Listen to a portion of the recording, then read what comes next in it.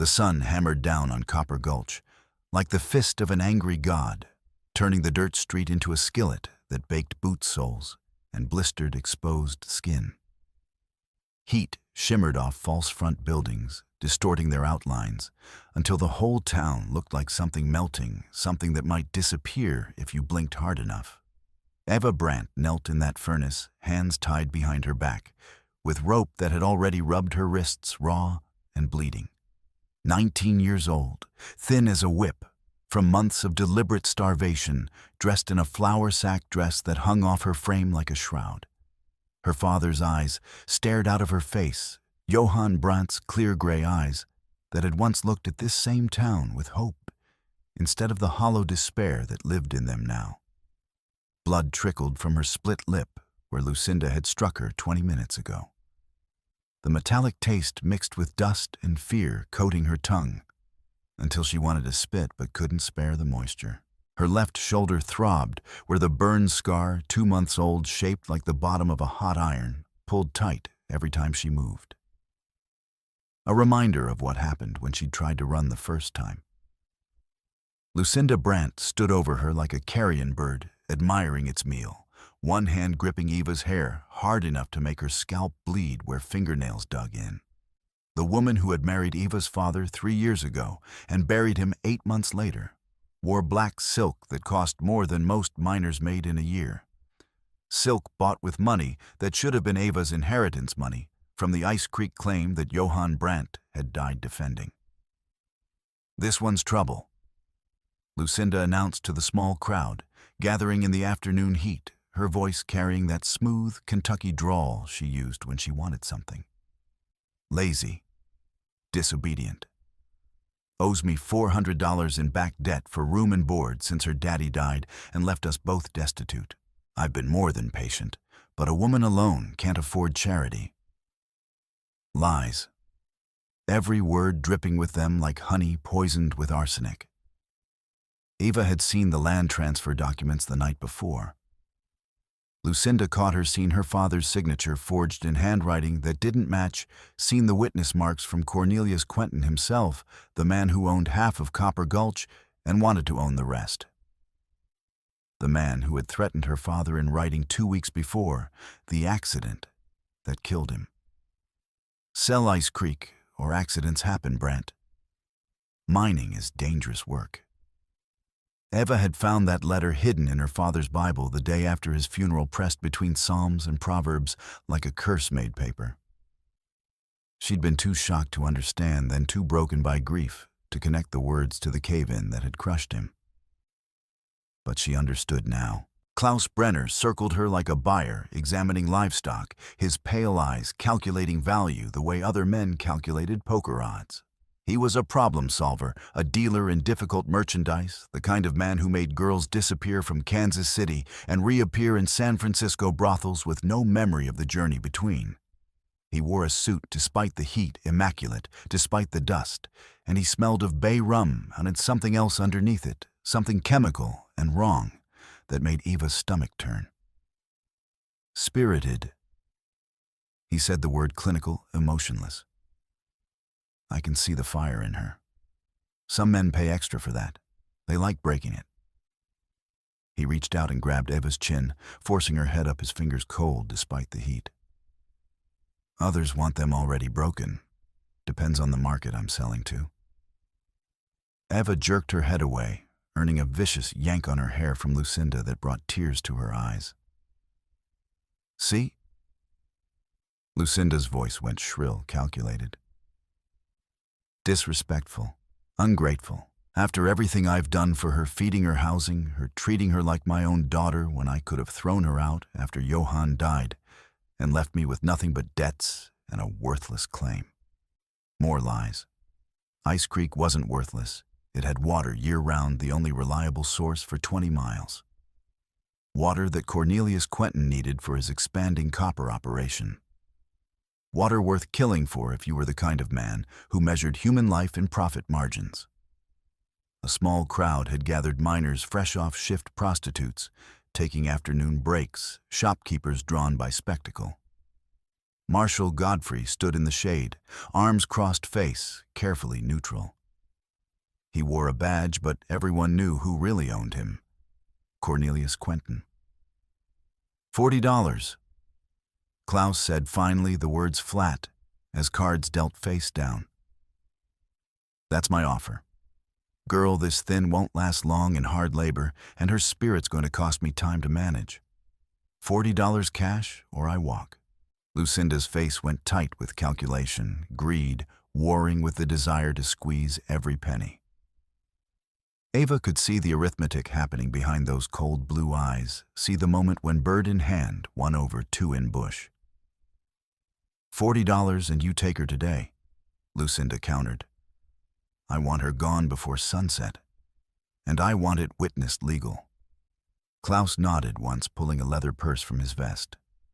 Gold coins, $10 eagles, 4 of them, clinked into Lucinda's palm with sounds like destiny sealing itself. Eva watched her stepmother's fingers close around them, watched the last connection to her father's memory sold for the price of a decent horse. This was happening. This was real. In 5 minutes, she'd be property merchandise, a problem girl being shipped somewhere no one would ever find her. Then hoofbeats. A single rider coming fast from the North Road horse, and man moving like they were one creature. The horse was a bay gelding, 17 hands, easy with a white blaze and intelligent eyes. The man was Lakota, or had been before the world changed and made such things complicated. He wore buckskin pants and a cotton shirt sun-faded to cream, long black hair tied back with leather. A face carved from copper and shadows ageless, could be 30 or 50, impossible to tell. A rifle in a saddle scabbard and a knife at his belt, both worn with the casual ease of tools used often. Akacheta. Eva knew him by reputation, only the Lakota scout who'd worked for the army, until something happened that no one talked about, who now rode between camps and settler towns, belonging fully to neither, trusted by few, feared by many. He reined in 10 feet from where Eva knelt his horse, throwing up dust that hung in still air. For a long moment, he just looked not at Klaus or Lucinda or the marshal, but at Eva herself, at the blood on her face and the rope on her wrists and the resignation in her eyes that came from understanding exactly what was about to happen. Something flickered across his face, recognition maybe, or memory. His jaw tightened. That girl, he said, his voice carrying despite being quiet, each word precisely shaped. Don't touch her. Klaus's hand had been reaching for Eva's arm. It froze. This is a private transaction. Nothing to do with you, Scout. Everything to do with me if I make it so, Akacheta replied. He swung down from his horse in one fluid motion. How much debt?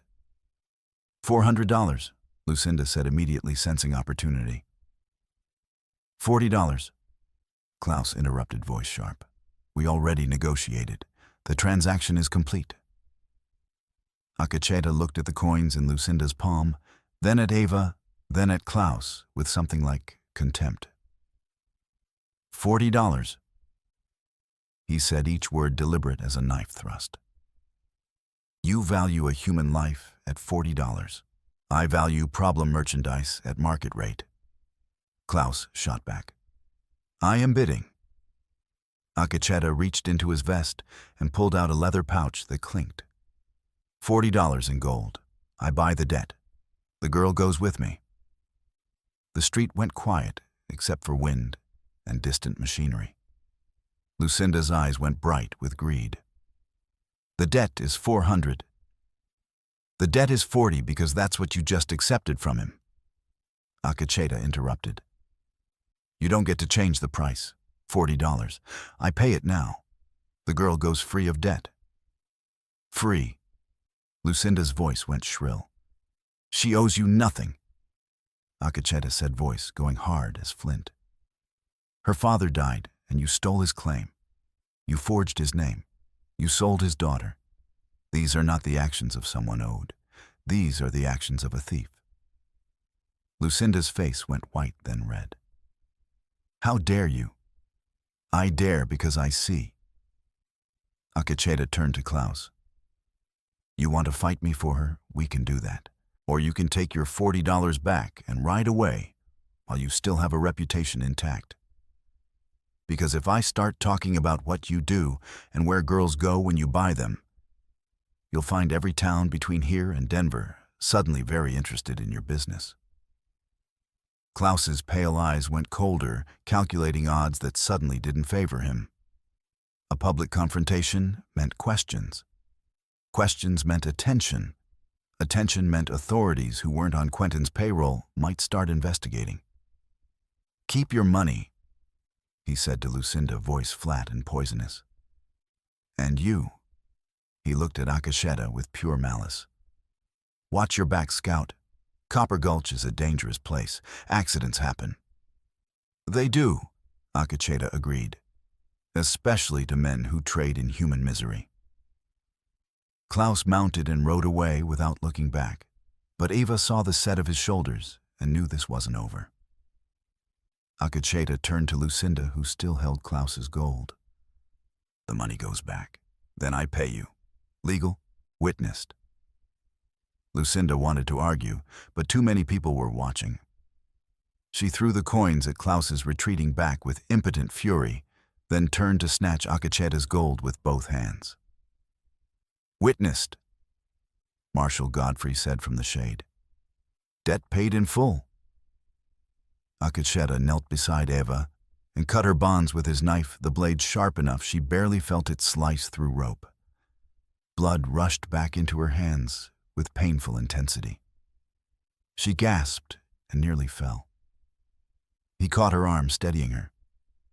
Can you stand? She nodded, not trusting her voice, and forced herself upright through sheer will. Listen clear, Akacheta said quietly, pitched for her ears only. I bought the debt, not you. You understand? A debt paid is a debt erased. You owe me nothing. You're free to walk away right now if that's what you want. Eva stared at him, trying to understand why. Why? Because I watched my sister sold like livestock when I was 12 years old. He said, voice flat, but with something underneath, old pain, worn smooth, but never disappearing. Because I couldn't stop it then, and I can stop it now. Because some debts are worth paying even when you don't have to. He handed her his canteen. There's a doctor 2 streets over, Jeremiah Bertram. Good man. He'll look at those burns, clean your wounds. After that you choose. Stay or leave. Find work or find revenge. Whatever you need, but make it your choice. Dr. Bertram, she repeated. 2 streets over. Blue door. Tell him Akacheta sent you. Tell him you need care before sunset because that woman will find a way to cause trouble once shock wears off. He walked back to his horse, mounted, looked down at her one last time. My people have a saying. The wolf that walks alone is either very brave or very foolish. Right now you're alone. Don't be foolish. Accept help when it's offered clean. Then he rode away, heading north toward the Lakota camps, leaving Eva standing in Copper Gulch's main street with bloody wrists, a split lip, and the first real choice she'd had in 8 months. Behind her, Lucinda's voice went shrill. You'll regret this, girl. You'll come crawling back within a week. Eva didn't hear the rest. She was already walking toward the blue door 2 streets over, toward whatever came next. Toward the beginning of understanding that her father's death hadn't been an accident at all. Dr. Jeremiah Bertram's clinic smelled of carbolic acid and old blood. The front room served as both waiting area and examination space, a worn leather table patched with stitched repairs shelves, crammed with bottles whose labels were written in cramped handwriting, and a window facing west so afternoon light fell across the workspace in thick golden bands. Jeremiah himself was 60, if he was a day with steel-gray hair and hands that trembled slightly from what Eva suspected was whiskey more than age. But those hands were gentle as they cleaned her wrists, washing away blood and dirt with warm water that stung like hornets. Akacheta sent you? He said, not a question. That man has a talent for finding trouble that needs fixing.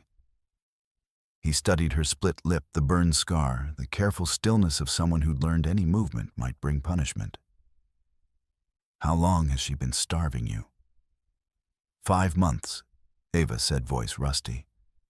Since spring, when I started asking questions about my father's claim. Jeremiah's jaw tightened. He reached for salve, began working it into her wrists. Your father was Eva Brandt, Ice Creek claim. I remember him. Good man. The cave-in that killed him. He paused. There were things about it that didn't sit right. Eva's breath caught. What things? Things I couldn't prove. Things I didn't have the courage to investigate when investigating might have made me inconvenient to powerful men. Shame flickered across his face. The support timbers in that section were inspected 3 days before the collapse. The inspector said those timbers were solid oak, properly braced. Said that shaft was the safest in the whole mine. But it collapsed anyway, Eva whispered. It collapsed anyway. And your father was the only man in that section.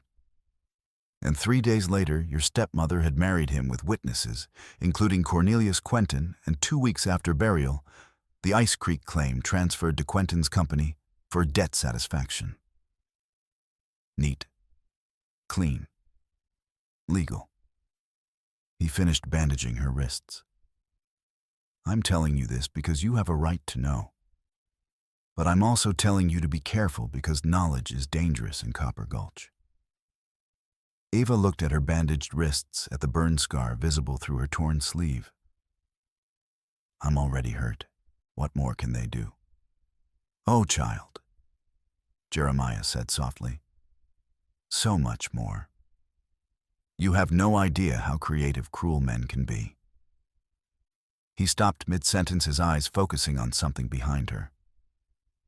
Eva turned to follow his gaze and saw what he'd seen. Her dress was torn where Lucinda had grabbed her, and through the tear, something white showed paper tucked into the lining where she'd sewn it 2 days ago. What is that? Jeremiah asked quietly. Eva reached back and pulled it free, a single page carefully folded, worn soft from being carried.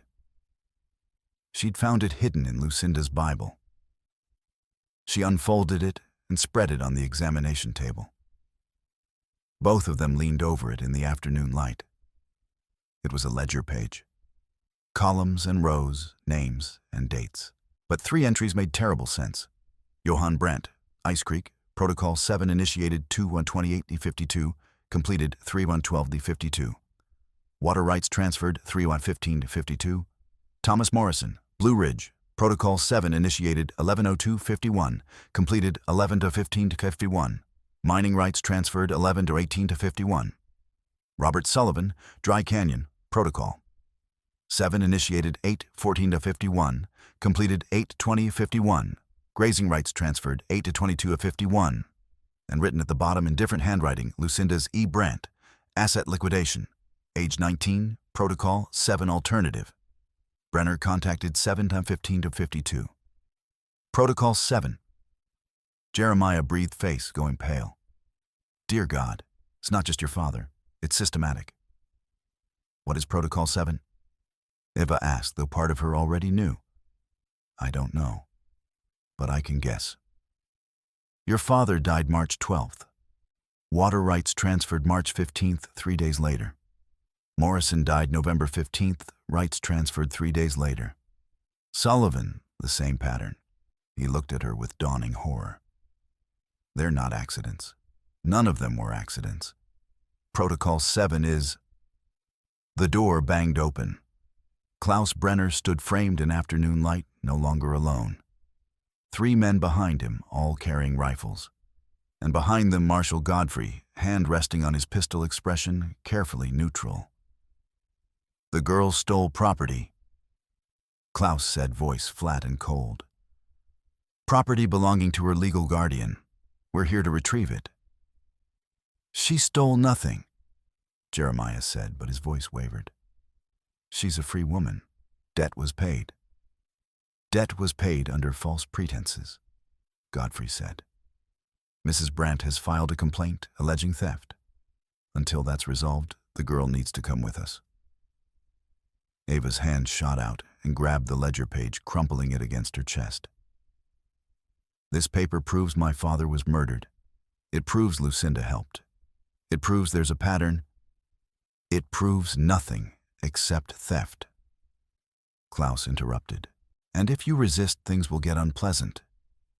For you. For the doctor. One of the hired men raised his rifle barrel, pointing casually at Jeremiah's chest.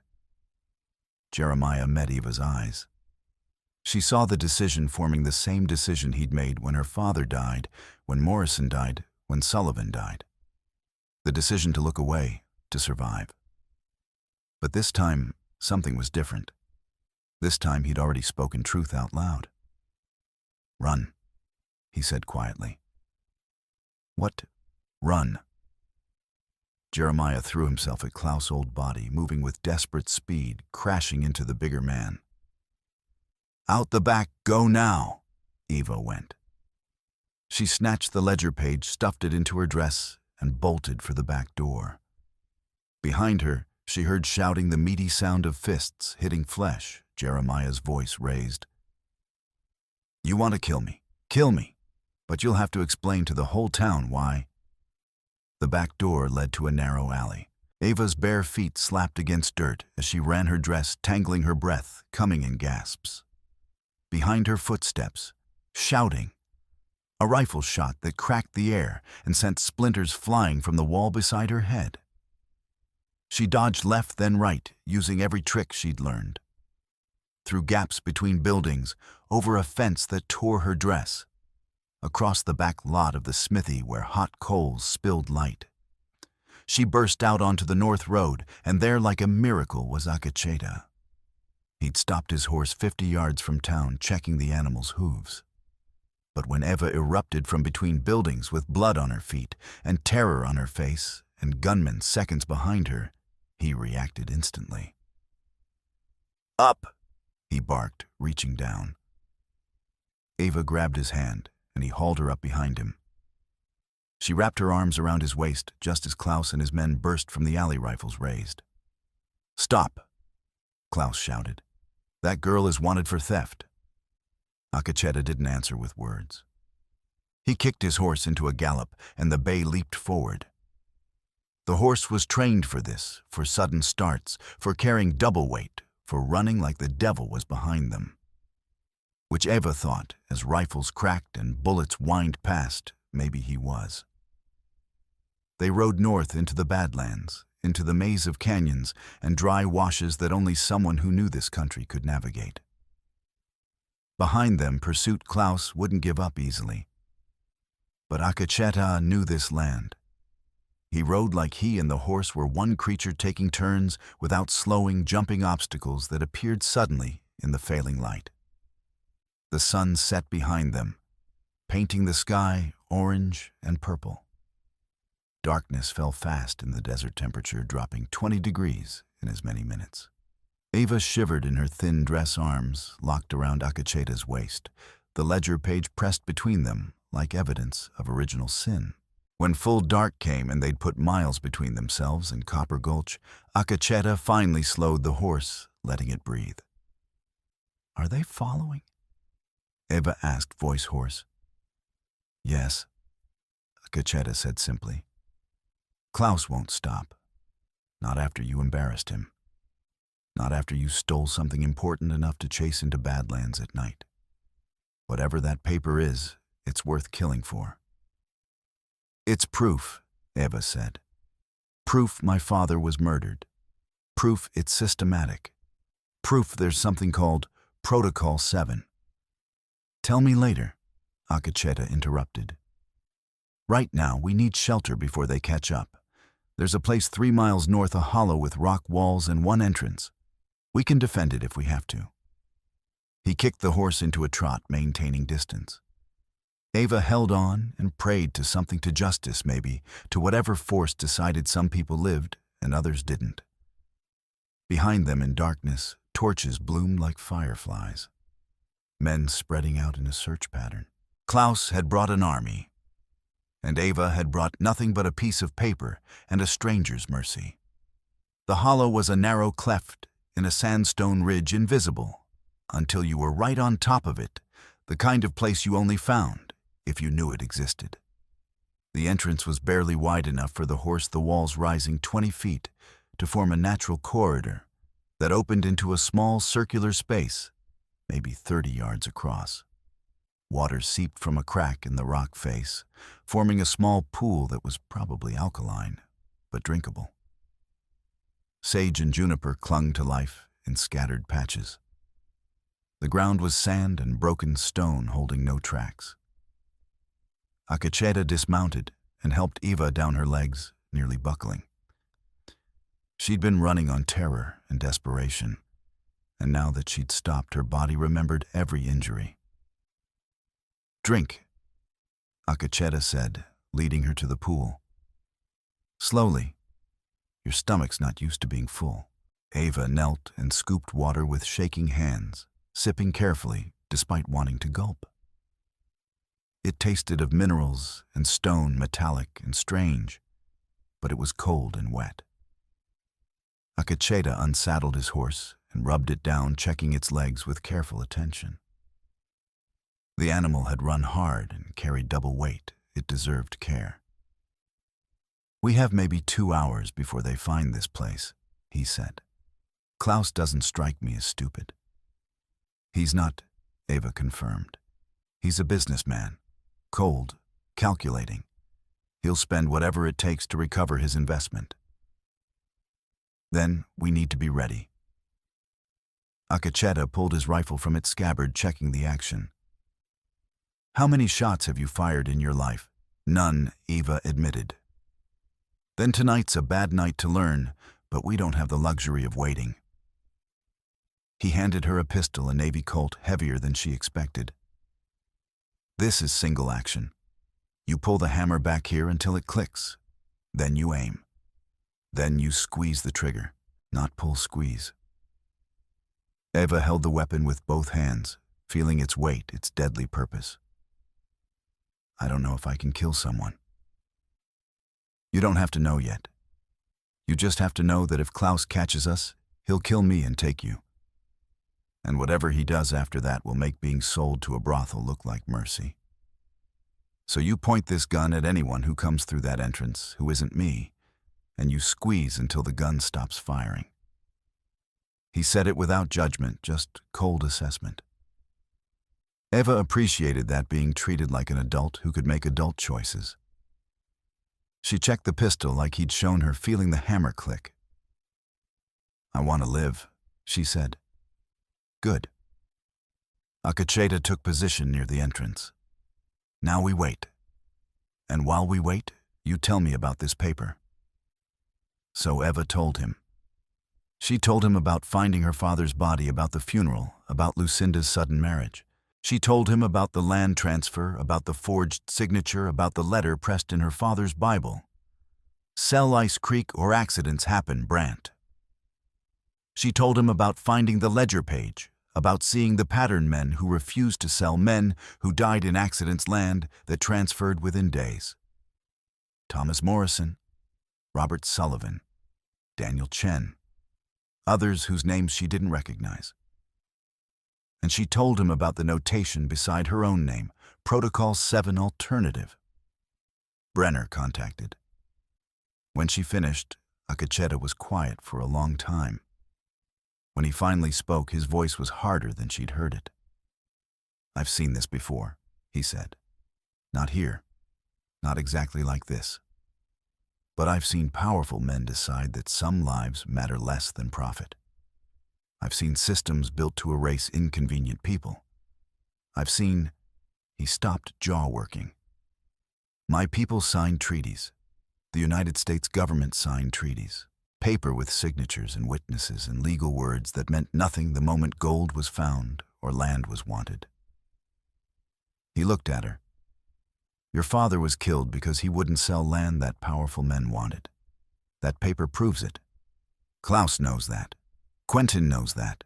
That's why they'll kill to get it back." Then what do we do? Eva asked. We survive tonight. Then we find more evidence, the original ledgers. This page came from more witnesses, more proof. We make this so public that even powerful men can't make it disappear.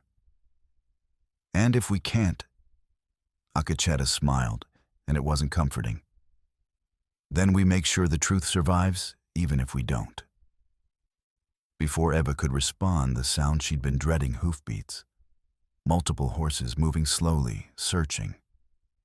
Torchlight flickered against canyon walls. Down!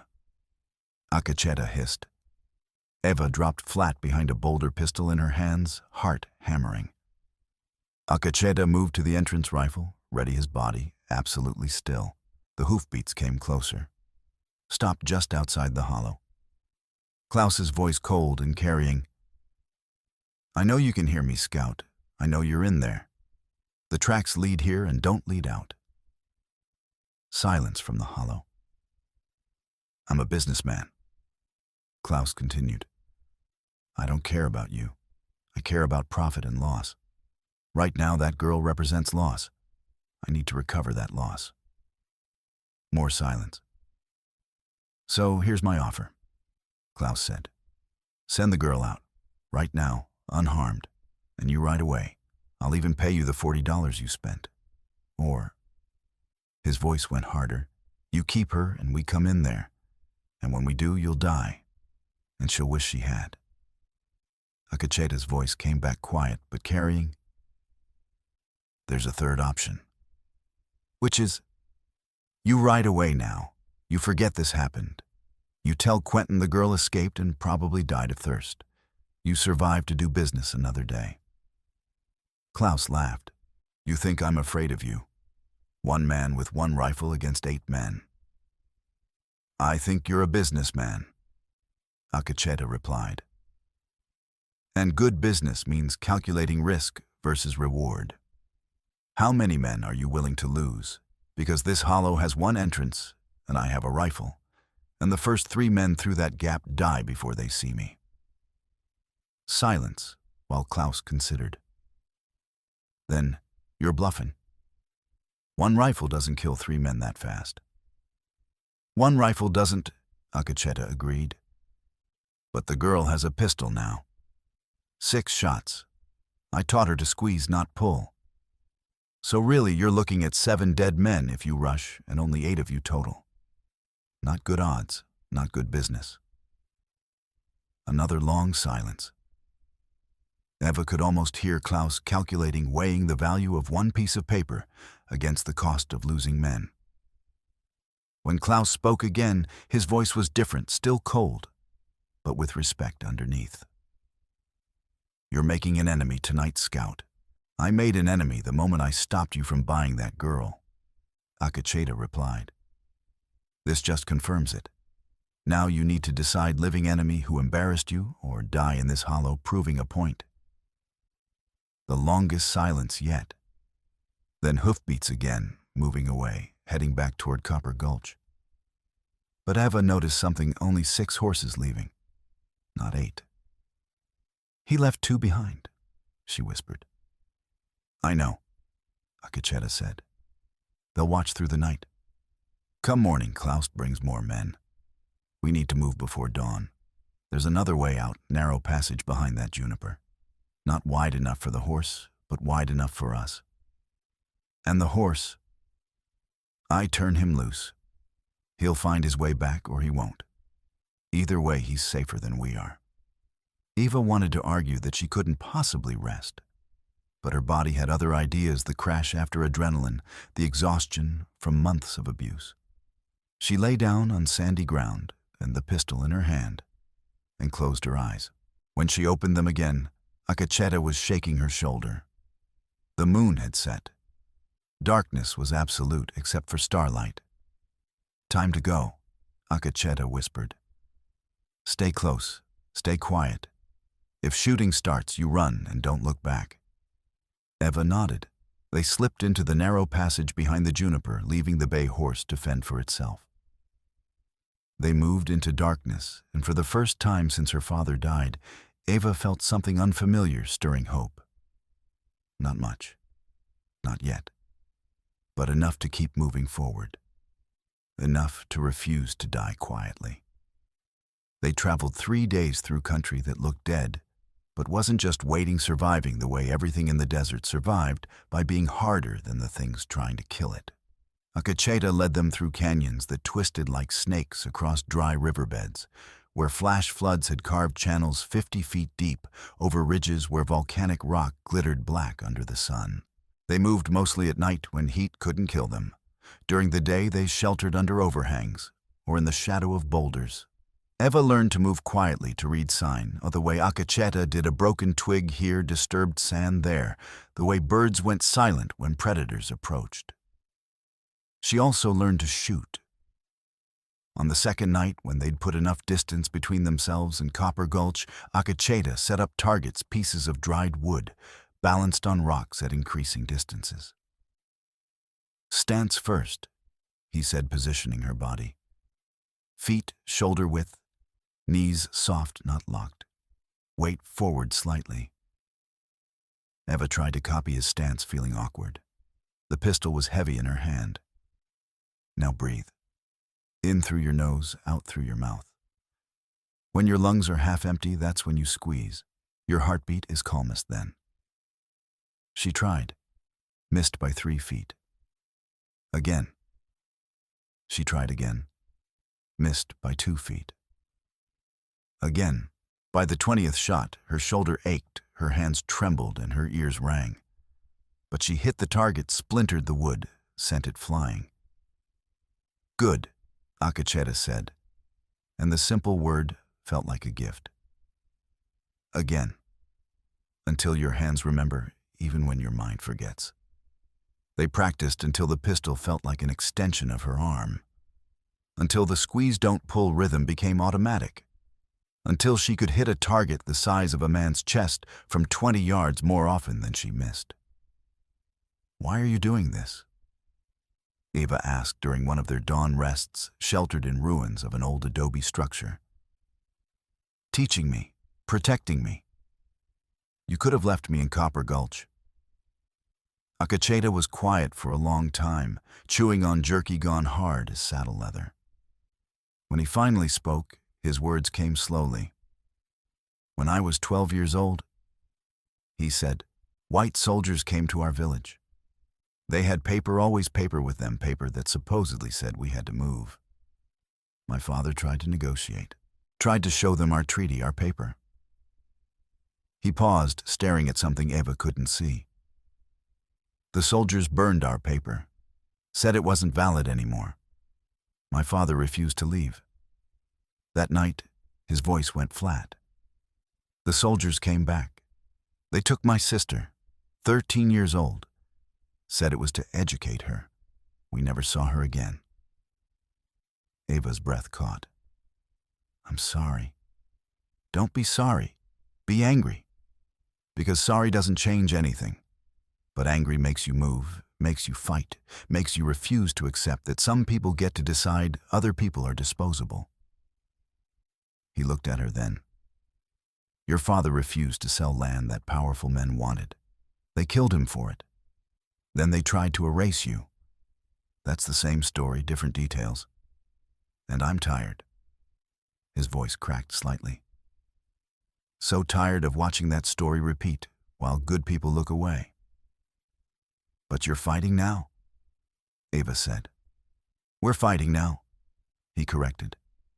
"You ran instead of accepting being sold. You stole evidence instead of staying ignorant. You're still breathing when easier choices would have killed you.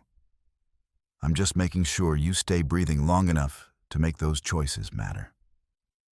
On the 3rd day, they reached the Lakota camp, 40 lodges scattered along White River, where cottonwoods provided shade and water ran clear. The camp smelled of cooking fires, tanned hides, and horses. Children ran between lodges playing games. Women worked on buffalo hides. Men repaired weapons, tended horses. Lakota's arrival caused a stir, not panic, but heightened attention. People emerged from lodges, conversations pausing as they registered his presence, and the white girl riding behind him, exhausted and burned by sun. A man stepped forward taller than Akasheta, broader through the shoulders, with a face similar enough to be family. His expression was carefully neutral. "Akasheta," he said in English for Eva's benefit. "You bring trouble to us." "I bring justice to us, Halian," Akasheta replied. "This woman's father was murdered for his land. The men who killed him plan to kill her too. She has evidence paper that proves systematic murder. I'm asking for shelter while we plan how to use it."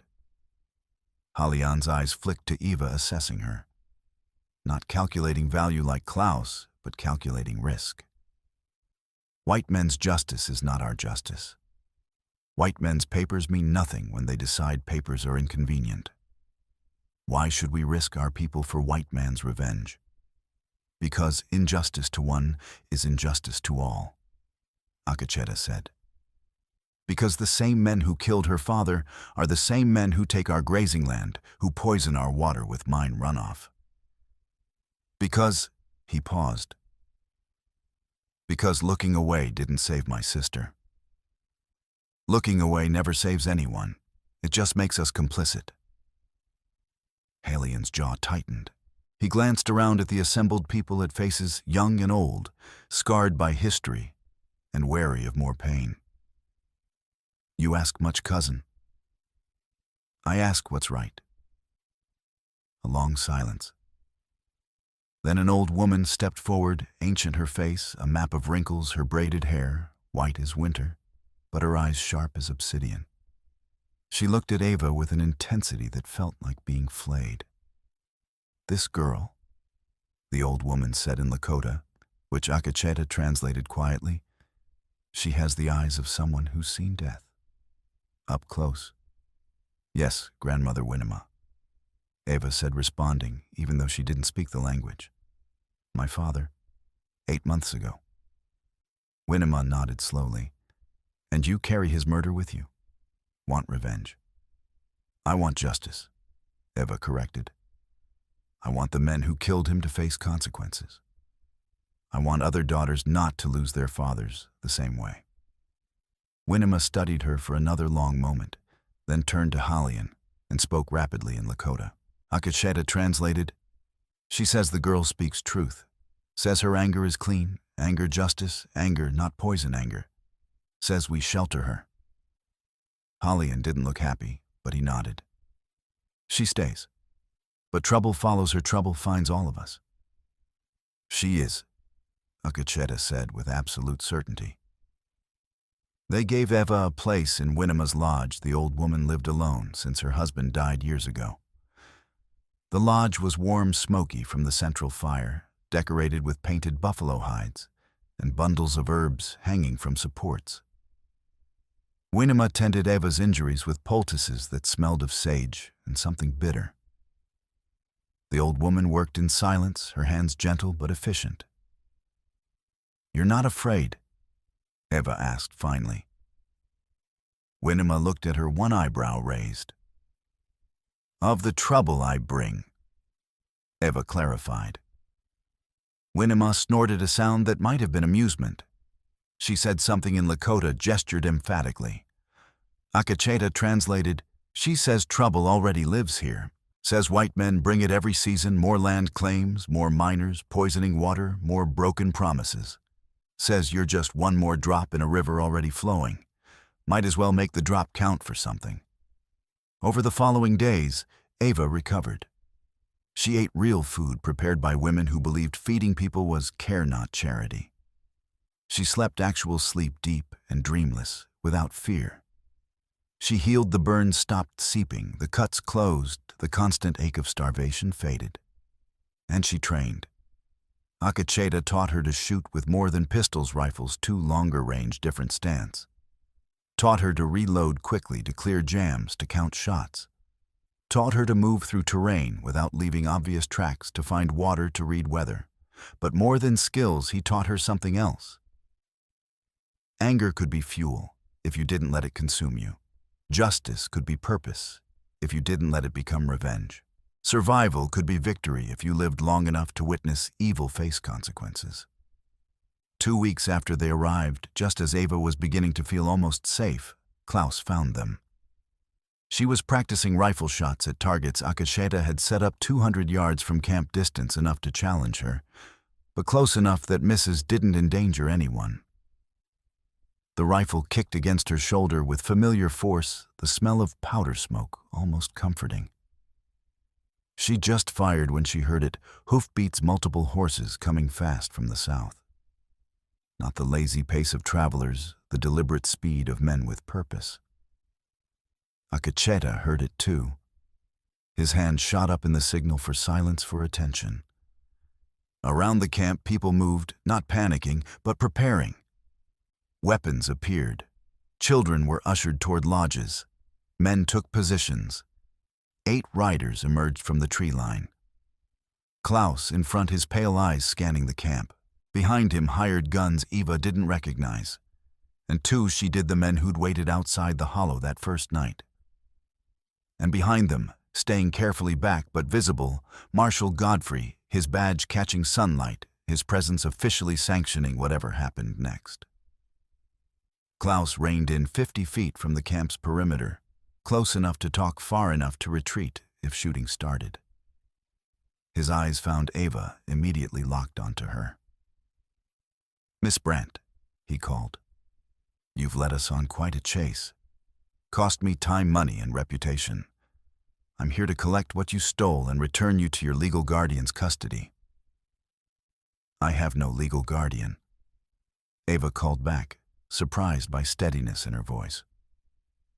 "Lucinda Brandt forged documents after murdering my father for his land. The law you're representing is purchase law, Marshal. It's not justice, it's Quentin's payroll wearing a badge." Godfrey flinched slightly, the accusation landing because it was true. "I have here." Klaus held up a paper, official-looking with seals. "A warrant for your arrest on charges of theft, destruction of property, and assault. That's county law, federal law, real law. You come with us now peacefully, or we take you and anyone who interferes faces charges."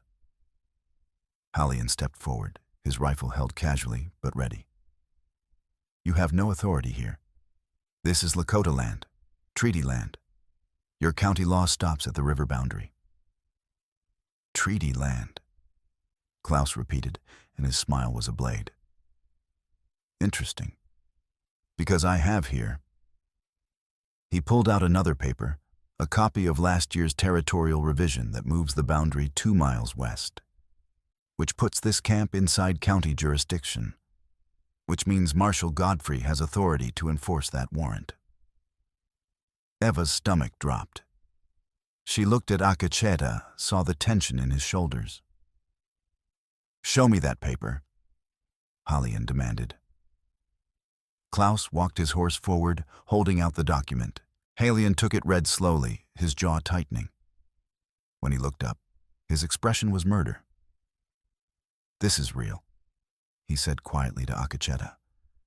"Federal seal, territorial governor's signature. They moved the boundary and no one told us. Again." Eva saw it happening. Saw Hallian calculating odds, saw him weighing one white girl's justice against the safety of his people, saw him reaching the conclusion any reasonable leader would reach. She wasn't worth a fight that would bring federal troops.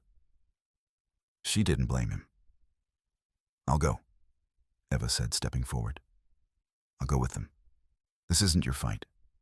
"No," Akacheta said flatly. "Akacheta, no." He looked at Hallian. "Cousin, I know what you're thinking. But if we hand her over, they kill her. And we become men who let evil proceed because fighting costs too much. We become survivors," Hallian shot back. "We become people who live to fight another day."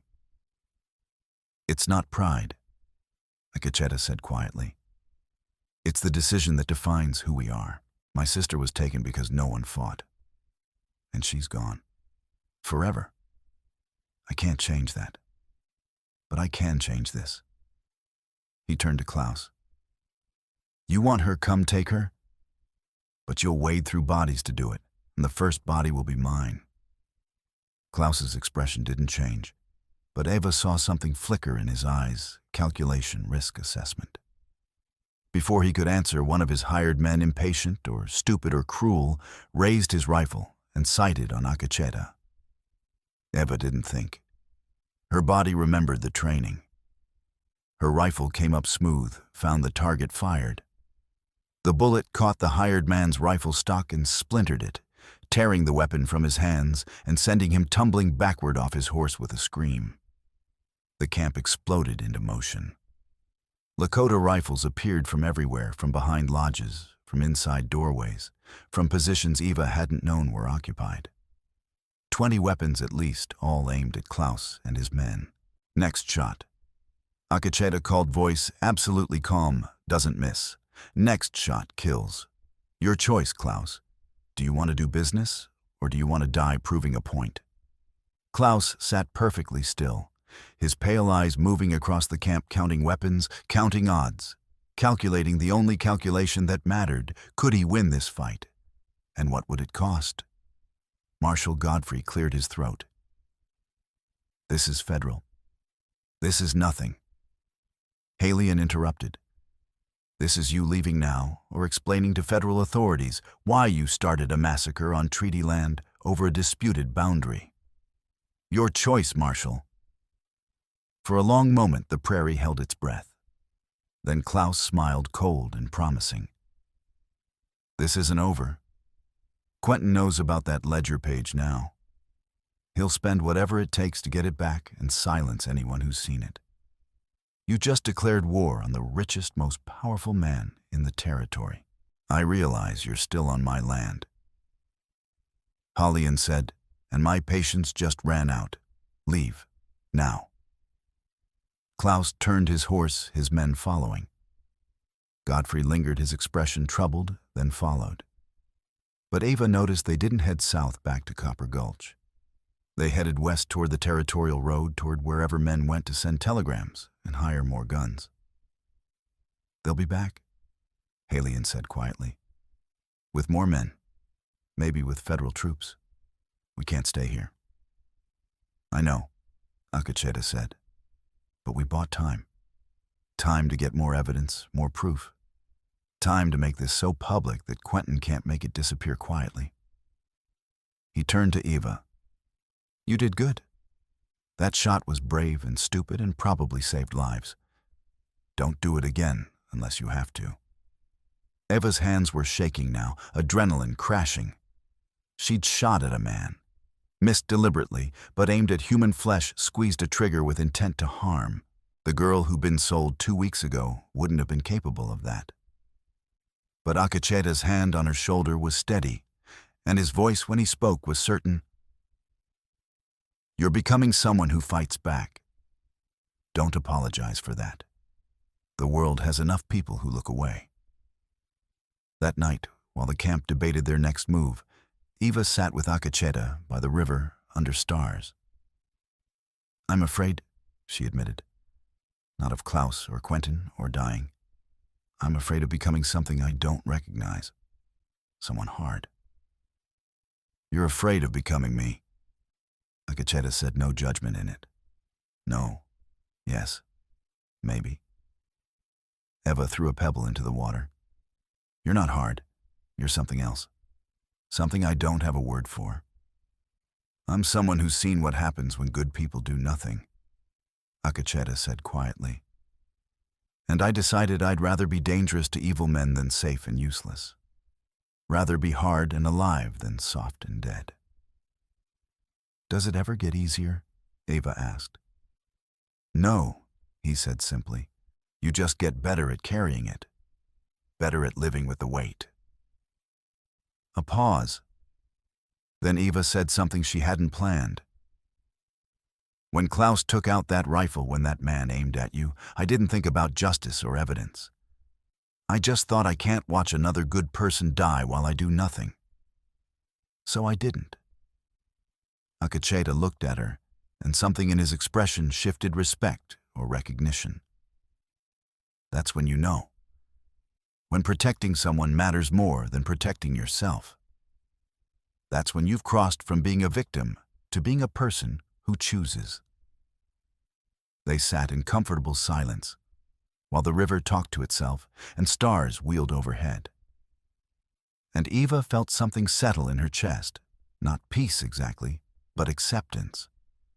Acceptance that she'd crossed a line today, that the girl who knelt in Copper Gulch's street was dead, and someone harder lived in her skin now.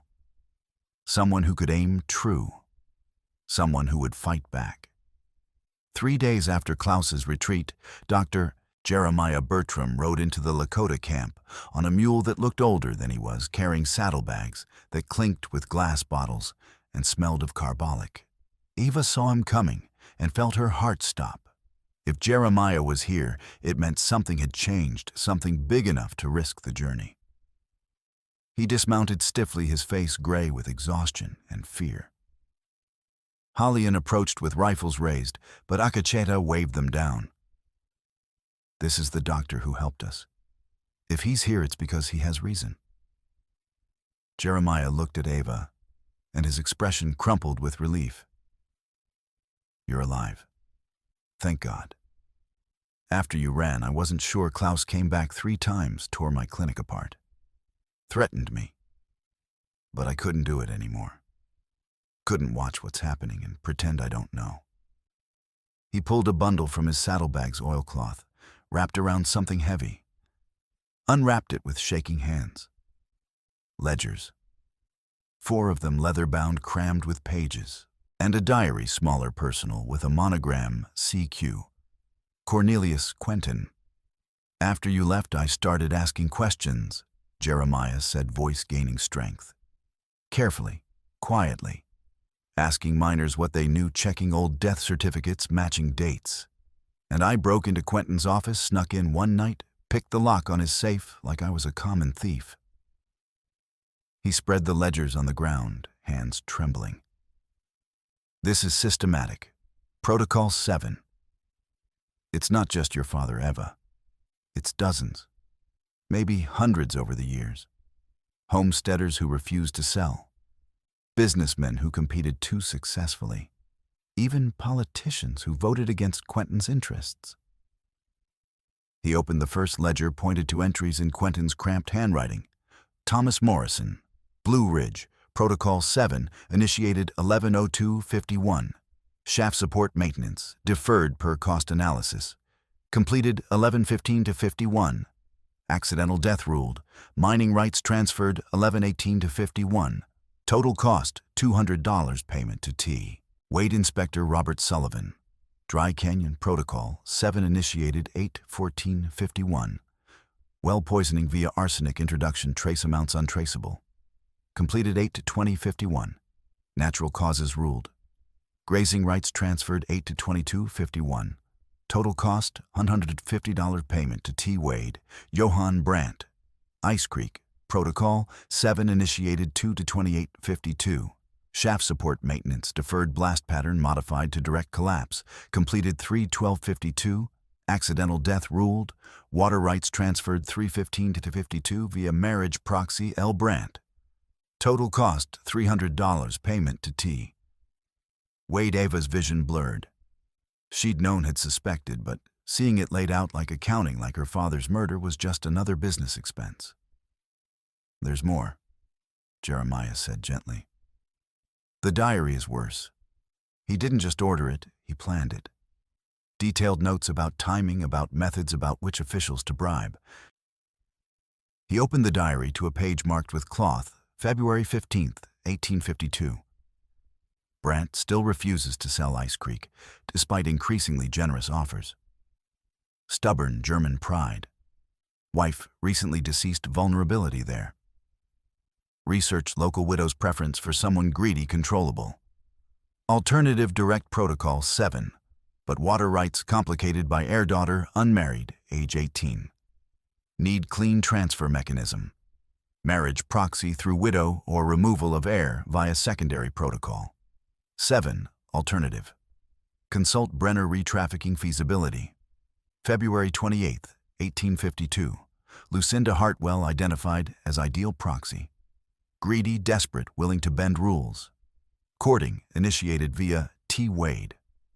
Brandt's shaft inspection scheduled March 10th. Wade confirms support beams can be overlooked for $50 supplement. Timing critical, must complete before spring melt raises water table. March 12, 1852. Protocol 7 completed successfully. Brandt crushed in collapse, death immediate. Wade confirmed no witnesses. Lucinda cooperative as predicted. Marriage license filed same day, predated to March 1st. Daughter confined pending secondary protocol decision. July 15, 1852. Daughter proving difficult. Attempted escape twice, asking dangerous questions. Lucinda recommends Brenner's solution cleaner than direct removal, profitable recovery possible. Eva's hands shook so violently, she couldn't hold the diary. It fell from her fingers. Akacheta picked it up, read silently, his expression going harder with each line. When he looked up, his eyes were black with fury. He wrote it down. He documented every murder like he was proud of it. Because he thought he was untouchable, Jeremiah said bitterly. Rich enough, powerful enough, connected enough, that even if someone found this, they couldn't touch him. Hallian leaned over the ledgers, reading slowly. How many? He asked quietly. Jeremiah had clearly already counted. 43 confirmed Protocol 7 cases in these ledgers, ranging from 1847 to last month. 43 people murdered for property profit or political convenience. 43. Eva's father was one of 43.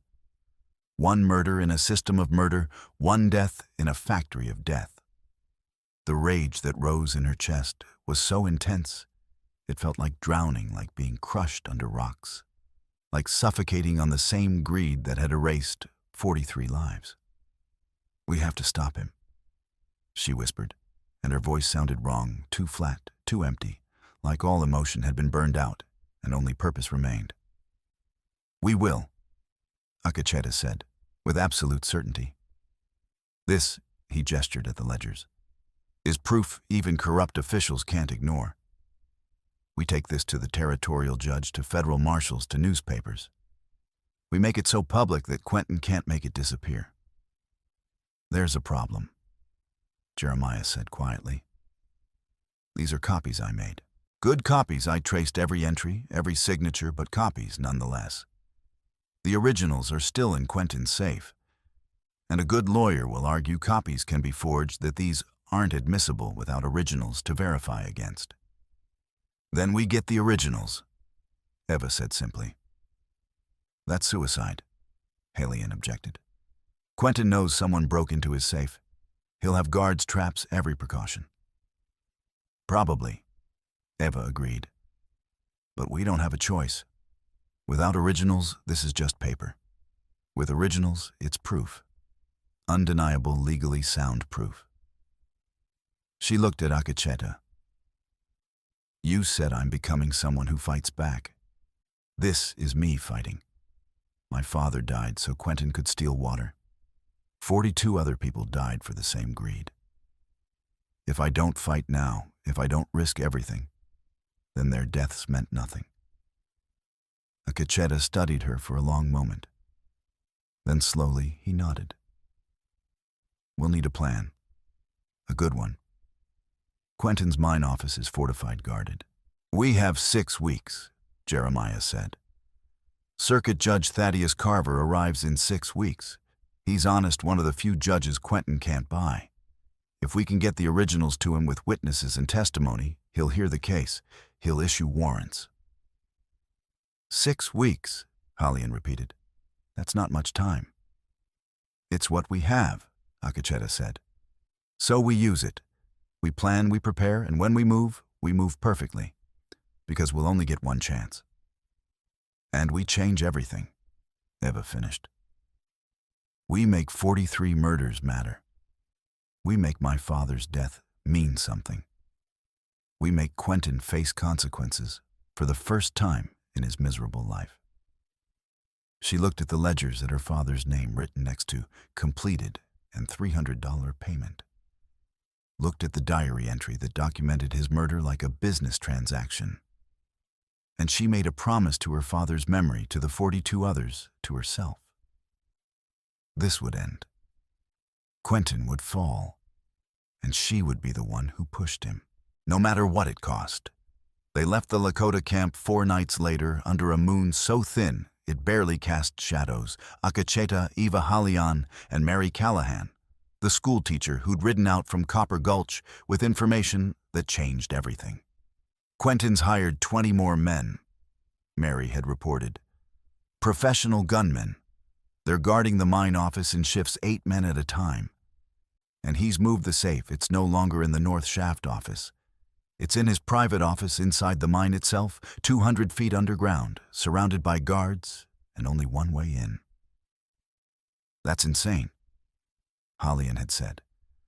We can't fight through 20 hired guns. But Akacheta had smiled dangerously. We don't fight them. We make them fight each other. We make Quentin so paranoid, so scattered, that when we move, he's looking the wrong direction. The plan was complex, risky, and depended on timing so precise that one mistake would kill them all. They traveled in 2 groups, Jeremiah returning openly to Copper Gulch, playing the exhausted doctor who'd searched for fugitives and found nothing. His presence would cover his knowledge, critical. Akacheta, Eva Halian, and Mary took the hidden roots, canyons, and dry washes only someone born to this country could navigate. They moved at night, slept in the day, left no trail. On the 3rd night, approaching Copper Gulch through a narrow canyon Akacheta had used before everything went wrong. Halian, scouting ahead, stopped suddenly. His hand came up, danger signal. Behind him, the others froze. Rockfall, Halian whispered, examining the stones blocking their path. His fingers found char marks, smelled sulfur. Fresh, blasting powder. This is... The word trap never left his mouth.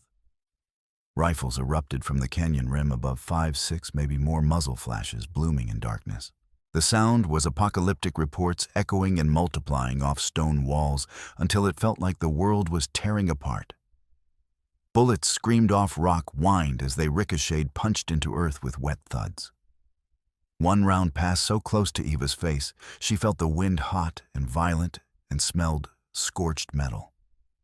The horses went insane. Mary's mare reared, nearly throwing her. Halian's gelding bolted toward the rockfall. Halian threw himself sideways, slamming shoulder first into the canyon wall hard enough that Eva heard bone hit stone. Akacheta grabbed Eva and dragged her behind a boulder, using his body to shield her as another volley hammered their position. Rock chips exploded, stinging exposed skin, drawing blood. How many? Akacheta shouted over gunfire. Eva risked a look. 5 on the left, 2 on the right, maybe more farther back. Klaus, can't see, wait, yes, that hat, left side. Akacheta handed her his rifle.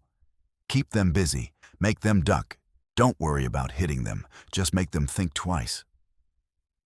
Eva braced the rifle, found a target, a silhouette against slightly less dark sky. Controlled her breathing, squeezed. The recoil slammed into her injured shoulder. Pain exploded white-hot, so intense her vision grayed. She bit back a scream and dropped behind cover, gasping. But above, someone cursed viciously, Jesus Christ, and a hat went flying, tumbling down the canyon wall. Akacheta used the distraction to lean out and fire twice, fast and controlled. The first shot sparked off stone. The second found flesh. Eva heard the impact, wet and heavy, heard a man's voice climb to screaming, heard his rifle falling. But then came the sound that stopped her heart. Halian's grunt. Soft, surprised, confused, the sound of someone who doesn't understand what just happened. Eva twisted to look and saw him stagger, one hand going to his chest. Blood welled between his fingers, dark and pulsing, too much blood, coming too fast. A second shooter, positioned high where they hadn't seen him, had found an angle through a crack.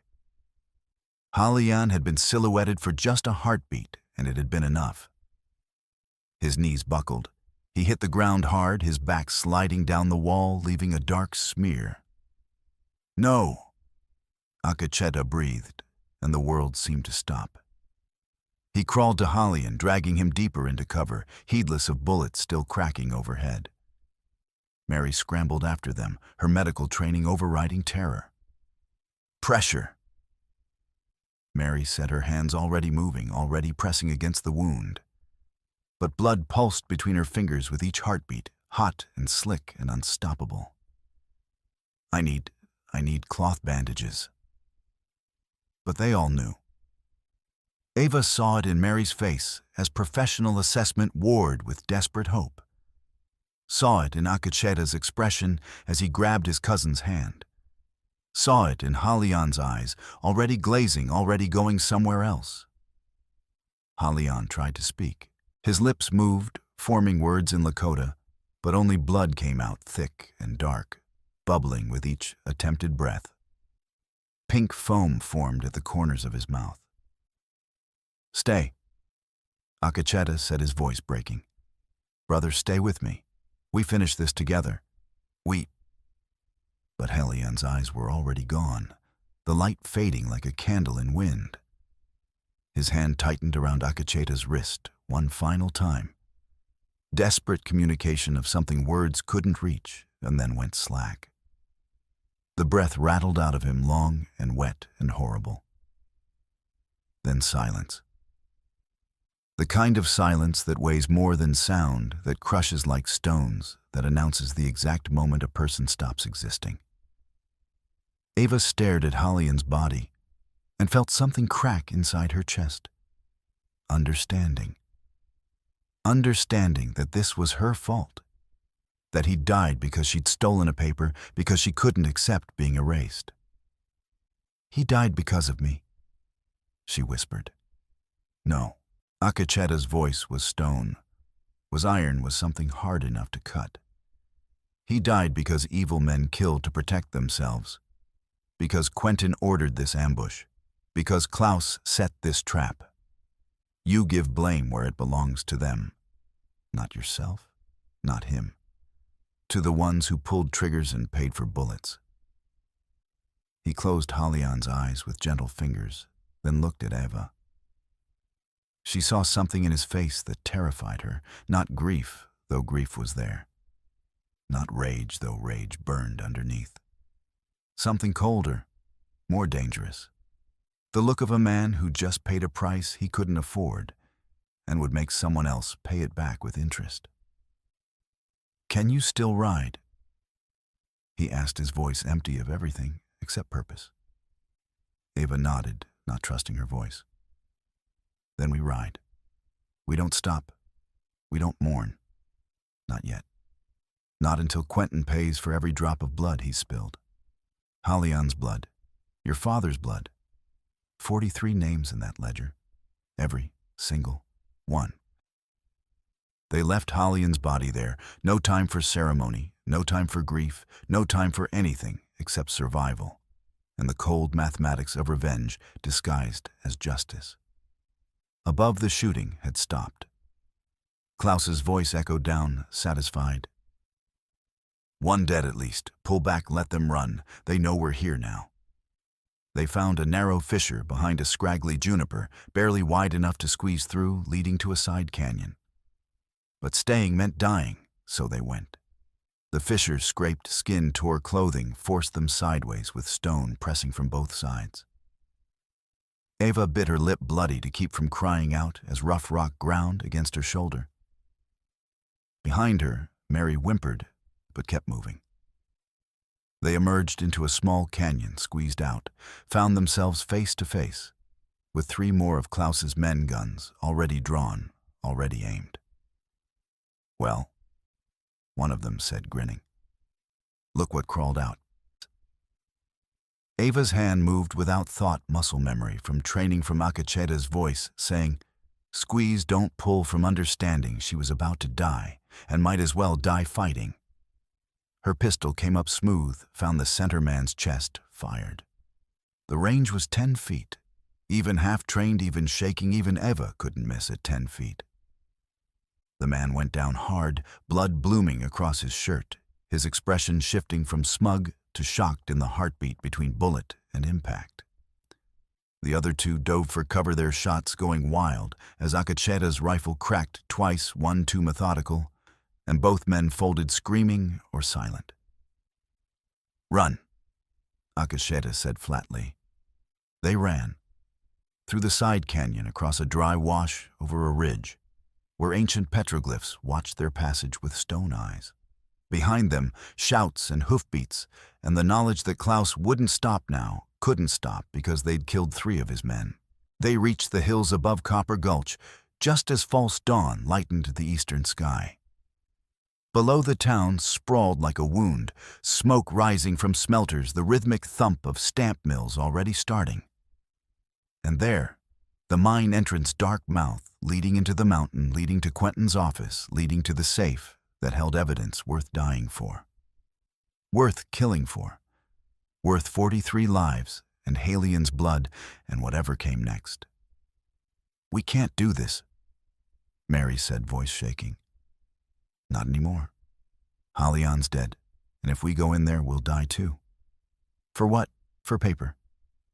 For justice that stops more people from dying," Akacheda said quietly. "For making Quentin face consequences before he kills 44 and 45 and however many more. For making Halian's choice mean something." He looked at Eva. "Your choice. We can turn back now.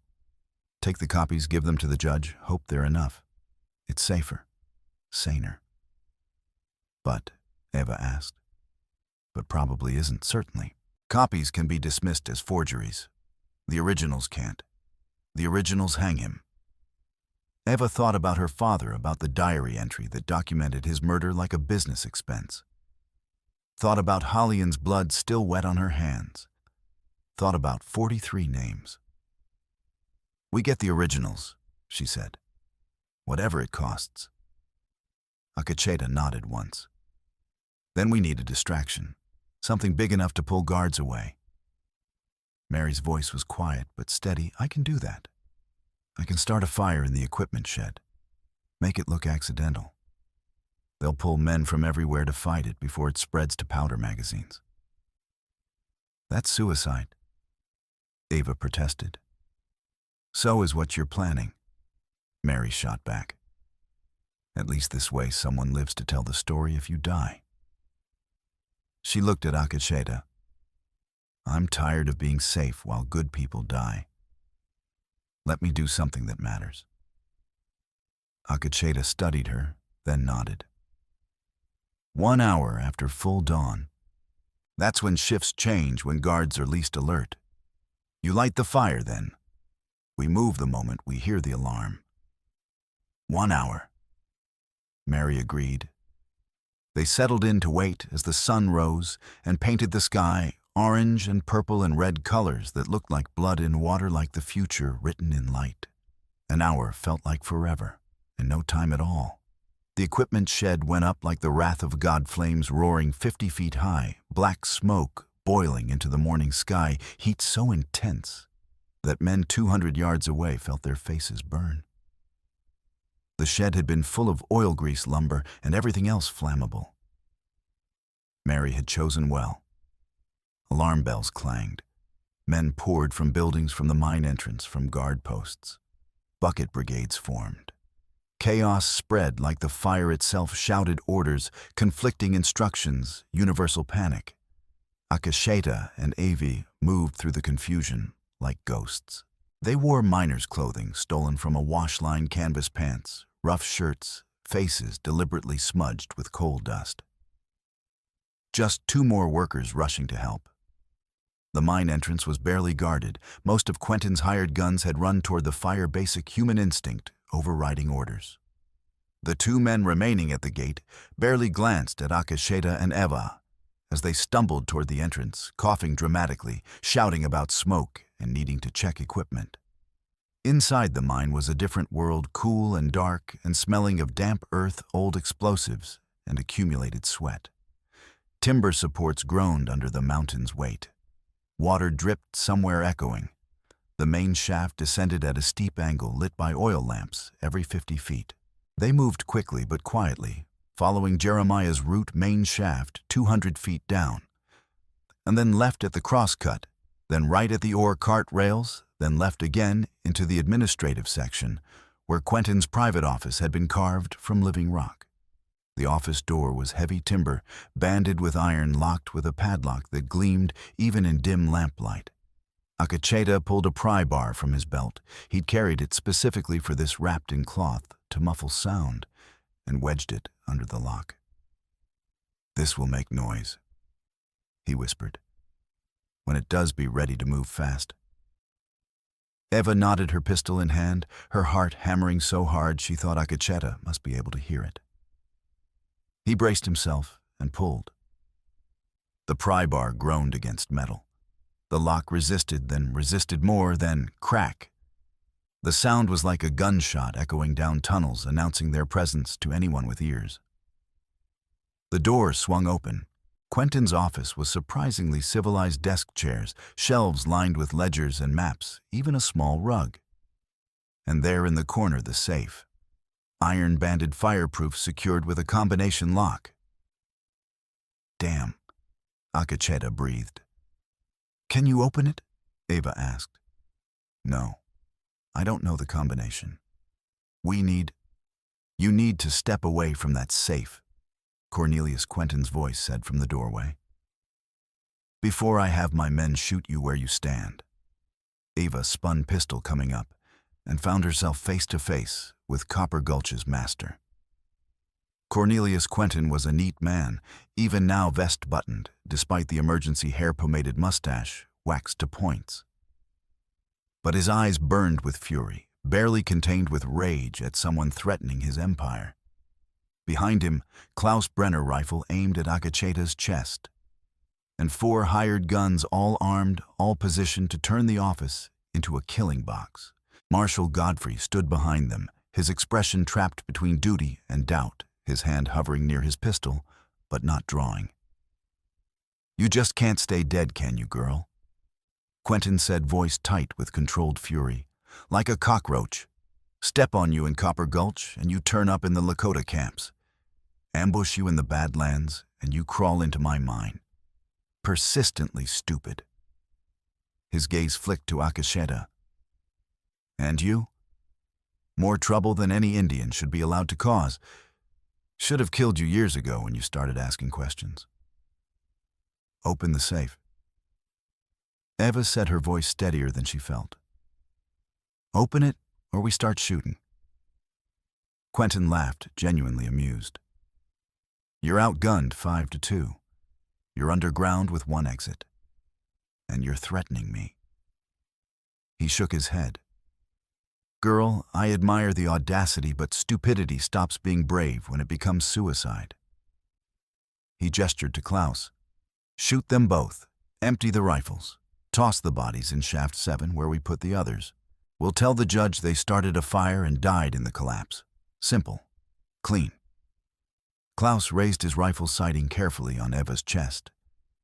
The other men followed suit, rifles coming up, hammers cocking. Before they could fire, the mountain itself answered. A support beam rotted from years of damp, weakened by decades of constant blasting, undermined by Quentin's systematic cost-cutting. Chose that exact moment to give up. It cracked with a sound like artillery, impossibly loud. The beam split lengthwise with a tearing shriek, then came down. The beam smashed through a shelf, scattering ledgers, taking down one of the oil lamps. Glass shattered. Lamp oil spilled across dry wood in a spreading pool that caught light with a soft whoomp that sucked oxygen from the room.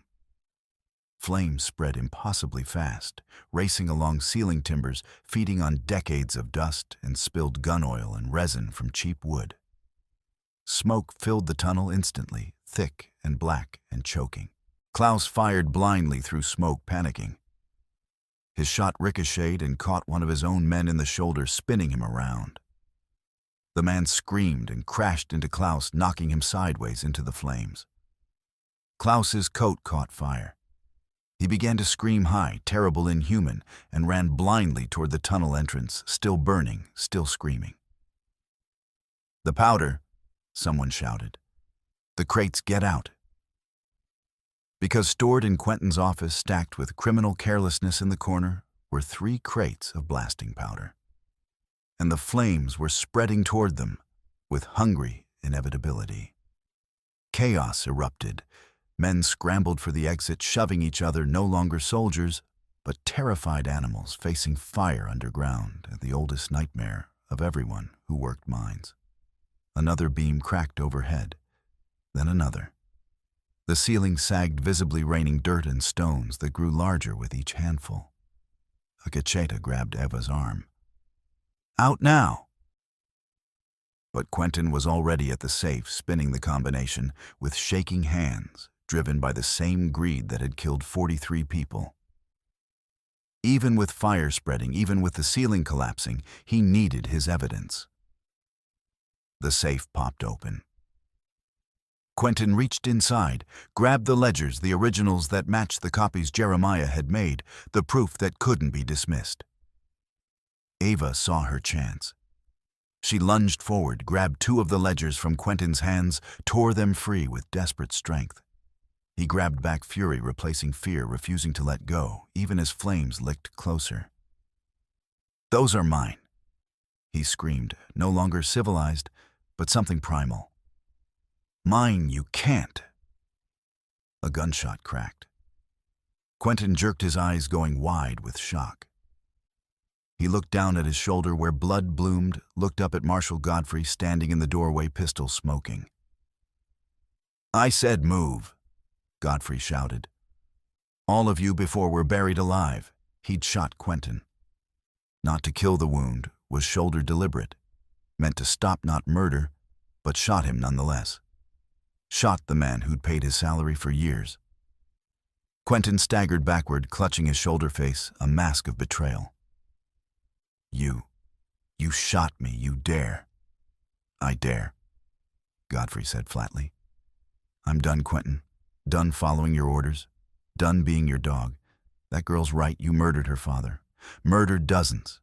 And I helped by looking away. But I'm not helping anymore. Now get out before the powder goes." Eva didn't need to be told twice. She clutched the ledgers against her chest and ran Lakota right behind her. They burst from Quentin's office into the main tunnel, as behind them the ceiling gave way, completely, tons of rock and timber crashing down with a roar like the end of the world. They ran through smoke and falling debris, through tunnels that shook and buckled, through air that burned to breathe. Behind them, beams snapped like rifle fire, each crack followed by more collapse. They hit the main shaft as the blasting powder ignited. The explosion was muffled by tons of rock, but still powerful enough to lift them off their feet, to throw them forward in a wave of heat and pressure that felt like being hit by an invisible fist. Eva's ears rang, went deaf, came back slowly to hear screaming and rumbling, and the sound of the mountain settling. They emerged into daylight, into open air, into chaos. The mine entrance vomited smoke and dust, a black column rising hundreds of feet. Men staggered out, coughing, and burned faces black with soot. Some walked, some were carried. Some didn't come out at all. Cornelius Quentin emerged last, clutching his wounded shoulder, supported by 2 guards. Despite everything, despite the fire, the collapse, being shot, fury still radiated from him. A crowd had gathered, miners pulled from the firefight, families who'd heard the explosion, shopkeepers and prostitutes, and everyone who called Copper Gulch home. Everyone who'd heard Jeremiah's whispers, seen the copied ledgers, lost someone to Quentin's accidents. Quentin saw them, and his expression twisted beyond reason. He'd lost control, lost his evidence, lost his mind, lost his mystique of untouchable power. "The Indian started it," he shouted, pointing at Lakota. "He broke into my office, set fire deliberately. Tried to kill us all. Marshal, arrest them. I want them hanged. I want—" "Shut your mouth," Godfrey said quietly. The words were so unexpected that Quentin actually stopped, mouth hanging open. "I'm done." Godfrey continued. Done with you. Done with corruption. Done pretending your orders are law. But Quentin was already moving his hand, diving into his vest pocket, where he kept a Derringer pearl-handled insurance, a final solution. His eyes locked on Eva with murder absolute. If she died now, the ledgers were just paper. If she died now, he might still survive. He had the Derringer halfway drawn when Godfrey fired. The bullet struck the tiny pistol, tore it from Quentin's hand in a spray of sparks and pearl fragments. But Quentin lunged anyway, reaching for Eva with his good hand, fingers grasping for her throat. Godfrey fired again. This shot took Quentin in the other shoulder, spun him around, dropped him to his knees in the mud. He knelt there, both shoulders bleeding, face gray with shock and pain, and the dawning realization that he'd lost everything. I said, "Shut your mouth." Godfrey repeated, pistol still trained on Quentin. "And stay down, or the next shot goes somewhere fatal." Eva stepped up onto an overturned crate, raising herself above the crowd. She looked like something from a nightmare face, black with soot hair, singed dress torn, but holding the blood-bought ledgers high where everyone could see. "You want truth?" she shouted, voice cracking but carrying. "Here's his handwriting, his signature's proof." She held up the first ledger, opened to a random page. Thomas Morrison, shaft support maintenance, deferred per cost analysis, died when the shaft collapsed. Robert Sullivan, well poisoning via arsenic, died 3 days after Quentin's last offer. Johann Brandt, my father, blast pattern modified to direct collapse, murdered, so Quentin could steal our water. Her voice rose, powered by months of rage, finally given permission. Protocol 7, that's what he called it. His system for murdering people who wouldn't sell. 43 names in these books. 43 people killed for land and water and profit. And I was supposed to be 44. She threw the open ledger to the nearest miner. "Read it, see for yourselves." The ledger passed from hand to hand, each person reading a page, recognizing a name, seeing the pattern. More ledgers appeared. Pages rustled. Voices rose first, murmuring, then shouting.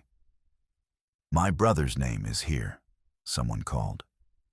"Says Protocol 7 completed, says he was murdered." "Mine too," another voice. "Said it was an accident. He killed my husband and told me I should be grateful for the death benefit." A woman's voice raw with pain. $10 for my husband's life." The murmur became a roar, grief and rage mixing, building like a storm. 43 families worth of suppressed fury finally given voice. Godfrey holstered his pistol and pulled his badge from his vest. He looked at it for a long moment, at all the compromises it represented, all the times he'd looked away. Then he dropped it in the mud at Quentin's feet. "I've been looking the other way too long," he said, voice rough with shame. "Told myself it was keeping order, keeping peace, but there's no peace in this. Just murder dressed up in paperwork." He looked at the crowd, at the miners with their pick handles, and justified rage. "Cornelius Quentin, you're under arrest for fraud, theft, conspiracy to commit murder. And there's a lot more in there, isn't there?" He looked pointedly at the miners. "Anyone touches that Lakota or the girl, they answer to me. Not to Quentin's law anymore, to real law. The kind that doesn't look away when powerful men commit murder." The rope someone had brought, actually brought, prepared for a lynching, hung limp and forgotten. The crowd stepped back, shame and relief mixing on their faces. Cornelius Quentin knelt in the mud rain, beginning to fall from the smoke-dark sky, washing soot from his face. But not guilt, not blood, not the weight of 43 murders finally come due. His mouth opened and closed soundlessly. For the first time in his life, Cornelius Quentin had nothing to say. No bribe to offer, no threat to make, no lie smooth enough to escape justice. Eva stood on her crate, shaking with exhaustion and blood loss. She'd been hit by falling rock and the tunnel was bleeding from a dozen places she hadn't noticed, and met Akacheta's eyes across the crowd. He nodded once. Acknowledgement. Respect. Shared victory bought at a price neither would ever forget. They'd done it. Survived. Won. But the cost, Halien's body still lying in that canyon, her father's grave, 43 names that would never breathe again, that cost would stay forever. The storm broke over Copper Gulch rain, falling in sheets, washing away blood and lies, and the illusion that power made you untouchable. And for the first time in years, the town smelled like something other than copper and death. It smelled like rain, like possibility, like justice. 6 weeks later, Circuit Judge Thaddeus Carver arrived with military escort, a man with steel-gray hair and a reputation for brutal honesty that made politicians nervous and criminals terrified. The trial lasted a week. Quentin's lawyer gave up on the 3rd day after the 20th witness and 50th piece of documentation proved beyond doubt that Protocol 7 was real systematic and had killed at minimum 43 people. Eva testified standing before the judge in a plain dress Mary had sewn, showing the court her father's ledger page, the diary entries, the cold documentation of murder as business expense. Judge Carver studied the evidence for a long time, his expression darkening with each line. Then he pronounced sentence. Eva Brandt is confirmed as legal heir to the Ice Creek property. Cornelius Quentin is guilty of 15 counts of conspiracy to commit murder, multiple counts of fraud theft and kidnapping and unlawful sale of persons. 25 years at hard labor in territorial prison, no parole. Assets seized for restitution to the families destroyed. Lucinda received 12 years for fraud, forgery, conspiracy, and abuse.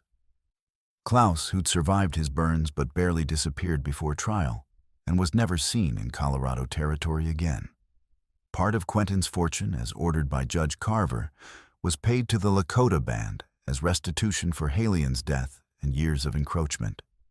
It was acknowledgement written into law that their loss mattered, that justice should be blind even when people weren't.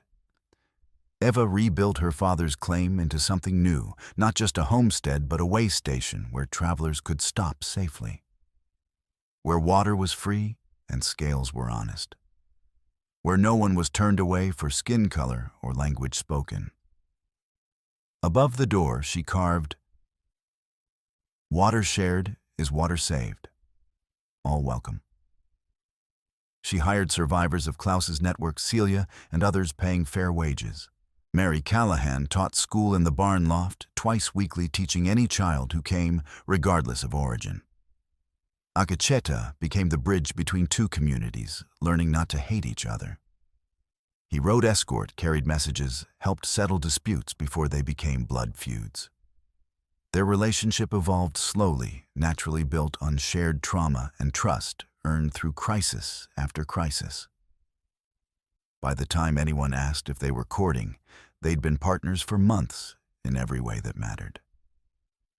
The proposal came during the first snow, characteristically simple.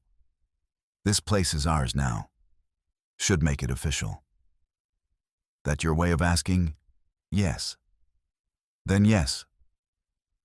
The wedding merged Lakota and settler customs, Winema blessed with sage smoke, Mary read from the Bible. Both communities came wary, but gradually relaxing as food was shared and music played and children chased each other. It wasn't perfect integration. It wasn't the end of prejudice.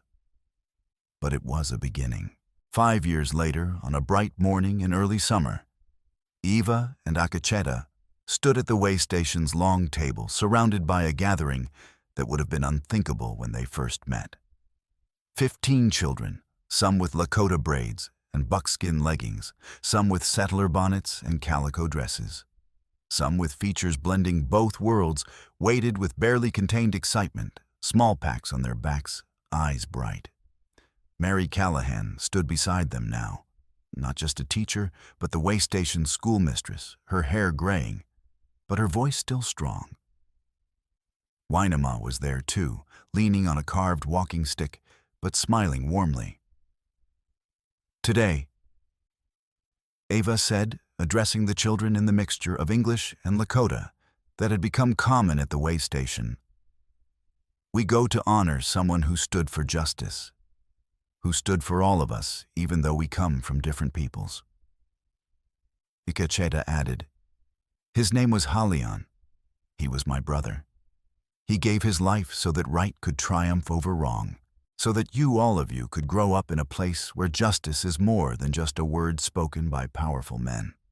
The group set out on foot, Eva and Akacheta, leading Mary and Winema walking together behind them, the children following in a chattering mixed group that paid no attention to who was Lakota and who was settler. The climb to the ridge took 2 hours, with frequent stops for water and rest for pointing out birds and plants, for telling stories about Halion, how he could track a deer through solid rock, or so it seemed, how he laughed so loud it echoed off canyon walls, how he always shared his last piece of dried meat. When they reached the cairn, Eva told the children, "This is where justice was earned, not given. Where someone chose to stand when he could have walked away. Where love, not romantic love, but love for what is right, became more important than life itself." Akacheta spoke in Lakota, then in English. "We honor him not by being sad, but by being the people he died to protect. By building peace. By refusing to let fear or anger or old hatred decide who we become." Each child placed a stone on the cairn, a tradition that had developed over the years, each stone representing a promise to remember, to honor, to carry forward the choice Halion had made. Then Mary taught them a song, words in both languages, melody simple enough for young voices. It spoke of sacrifice and hope of different peoples learning to walk together, of water shared and land honored and justice earned through courage. Their voices rose together, Lakota and English blending, carried on the wind across the prairie, where Halion had fallen, and where, because he fell, something new had been able to grow. When the song ended, Winema said in Lakota, which Eva translated, "The dead live on in the world. We build for the children. This is the greatest honor we can give them, not tears, but the future they died to make possible." They descended as the sun began to set, children tired but content, some holding hands across the invisible lines that had once divided their peoples absolutely. Eva and Akacheta walked last, watching the mixed group ahead, Lakota and settler children, helping each other over rough spots, sharing water, laughing together. "He would have liked this," Akacheta said quietly. "He made it possible," Eva replied. Back at the way station, as families gathered their children and prepared to head home, some to the Lakota camp, some to settler homesteads, some to the growing mixed community developing around Ice Creek itself, Eva stood on the porch and watched the sun set over land that was finally truly becoming home. The creek still flowed past Ice Creek way station, carrying the past away, while nurturing the present, carving new channels through ancient stone. The cairn on the ridge still stood weathered but intact, reminding anyone who climbed that high that some people chose to stand when it would have been easier to walk away. And the road between two worlds, between Lakota and settler, between past and future, between two people who survived what should have destroyed them, stretched on, maintained and traveled, proof that sometimes the hardest journeys lead somewhere worth reaching. Eva and Akacheta had built it together through daily work of choosing justice over convenience, mercy over profit, truth over comfortable lies. Not through dramatic gestures or spoken vows, but through accumulated small choices that defined character more surely than any grand declaration. It wasn't perfect. It never would be. But it was possible. And possibility earned through blood and pain, and the refusal to let evil win, was more than enough. It was everything.